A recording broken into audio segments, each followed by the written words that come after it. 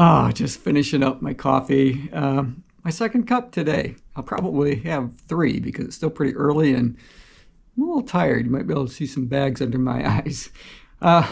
Put that aside. I've got a workout to do, but it's a recovery workout. So nothing too intense. Going to keep it pretty easy. And I'm going to be doing it on my indoor trainer. So I've got it called up here on my phone. So let's take a look and see what Garmin has in store for us for this recovery workout. I'm to go at an easy pace for 30 minutes with 10 minutes to cool down. That's it. So in total, the workout's going to be for 40 minutes. I'm going to have a little fun with it today. So I have been calling up some workouts on GCN, Global Cycling Network, GCN on YouTube.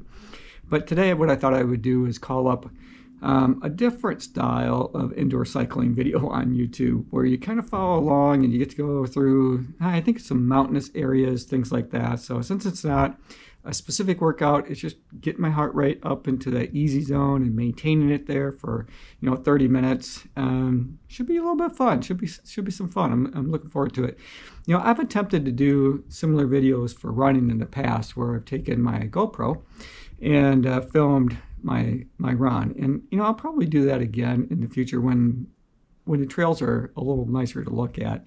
When I had filmed that, it was pretty bare. There weren't any leaves on the trees. It wasn't all that much to look at, frankly. So you guys let me know though if that's something you might be interested in. We do have some really pretty places here in Michigan.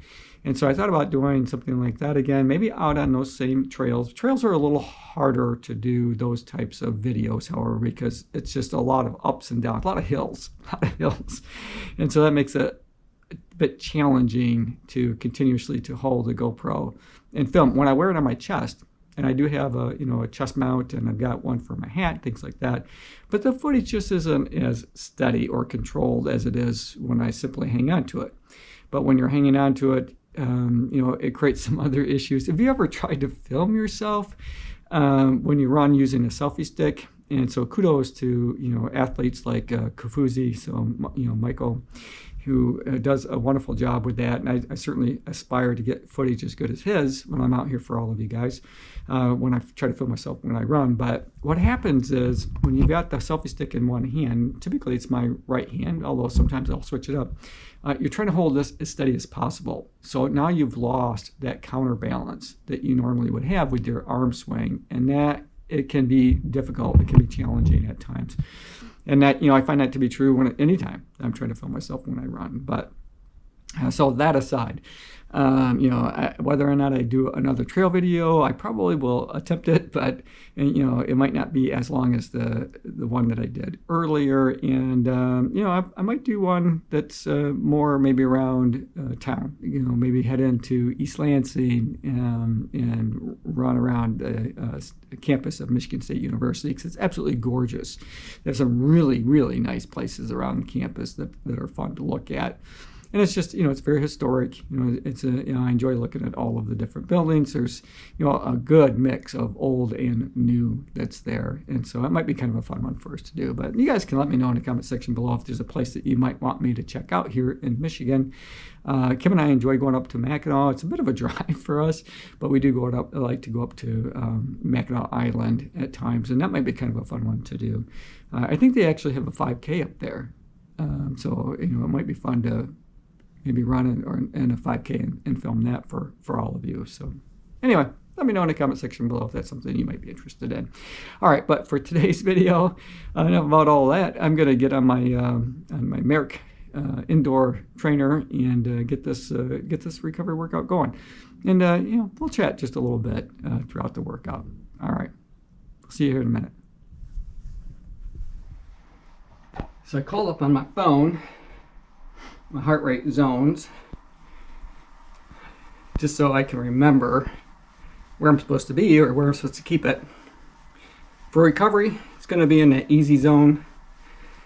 And for running, my easy zone would be 131 to 143 beats per minute. So that's my goal. Just sitting there turning my legs over right now. Not doing anything special. Resistance level 5. 100 RPMs. My heart rate's at about 115. So a little below the easy zone. That's a pretty easy fix. When I increase the resistance level up a few notches, I'll just lower my cadence. And that makes it really easy for me to adjust my heart rate. So if I get it up to resistance level 8, slow my cadence down to 70 RPMs, something like that. That should put it right in that 131 to 143 beats per minute. So we're going to see how that goes. So let's give it a whirl. 2, level 3, that takes us up to resistance level 8. Now, if it's anything like it has been, it's going to take about 45 seconds or so for my heart rate to raise and then level off to where it's going to be.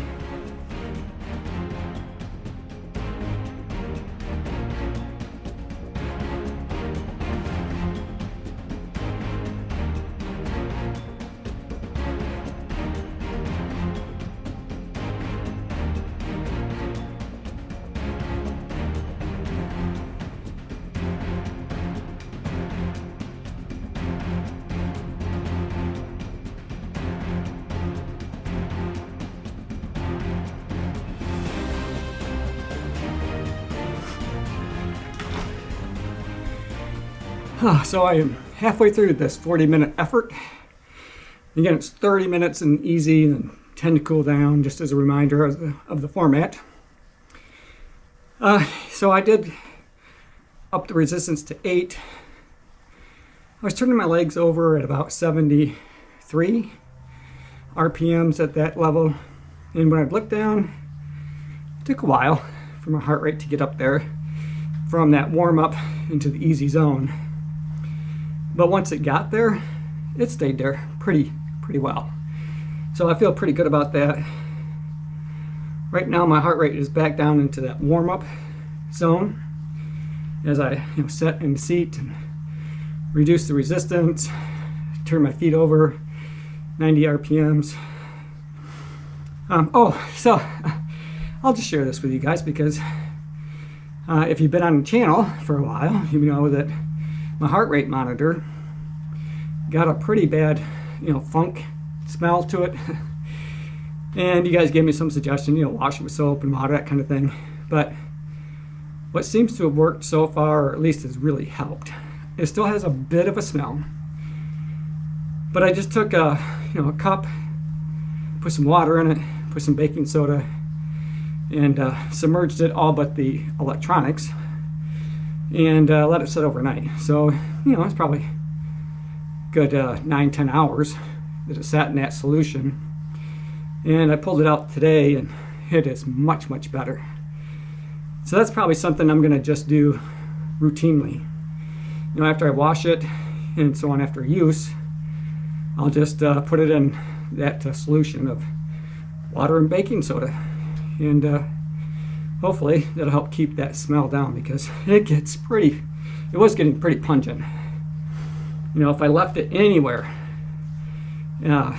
within, even 20 feet of somebody, they could smell it. So that's how bad it was getting. So it's a lot better now. So if you're looking for a way to defunk the odor off of yours, give it a try. Give it a try.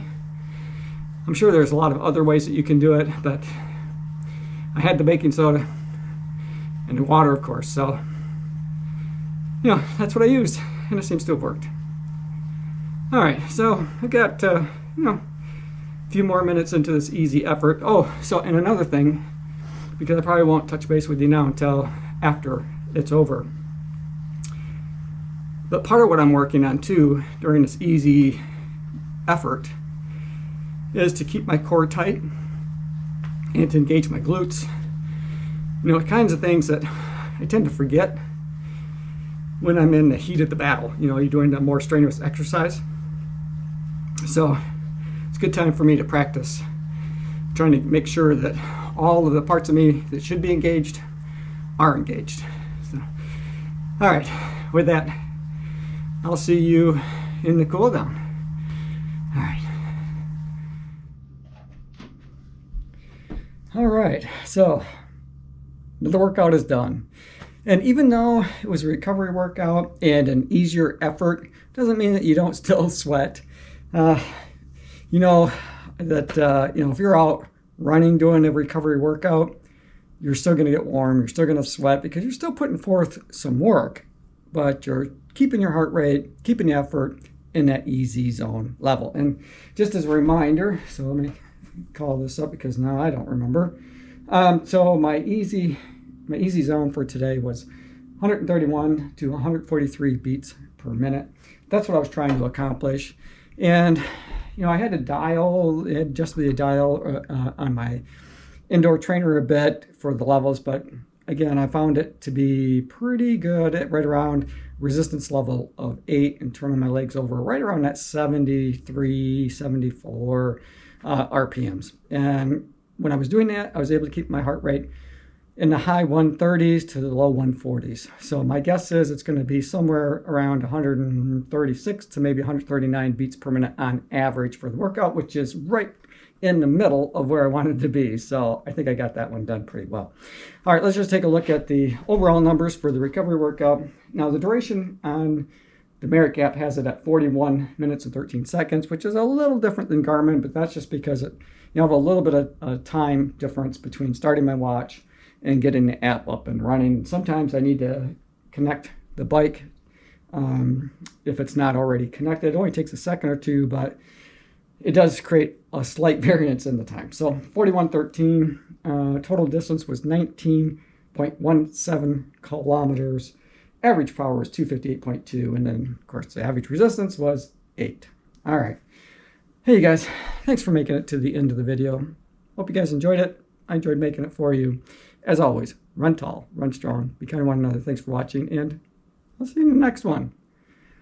So I did call up one of those kind of follow along workouts, the video footage, so it makes it look like you're riding, your bike along because it's the point of view.